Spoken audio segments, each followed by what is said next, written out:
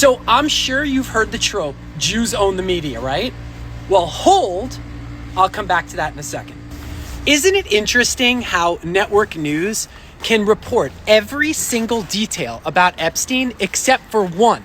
They'll cover the island, they'll cover the political figures like Trump and Clinton, the billionaires like Gates, the horrific abuse allegations, victim accounts, legal details, non-stop calls for transparency and releases. But the one thing they conveniently leave out is that Epstein was a Jewish supremacist Zionist, and he had extremely strong and well-documented relationships with Netanyahu, and he was working for Israel. But the mainstream media is leaving all of those facts out. Instead, they're packaging it as a Russian operation, Russian only, KGB intelligence, because that's the only foreign influence that they're allowed to say out loud. The story stays framed as a scandal, never as a geopolitical operation. Total silence on that.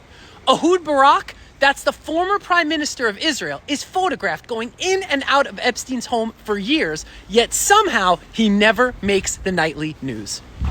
A senior Israeli military intelligence officer stayed at Epstein's Manhattan residence for extended periods of time. And that's not gossip. That's not Twitter. That's documented journalism. So why does the mainstream media treat Epstein like he was just some lone predator when the evidence shows international power connections?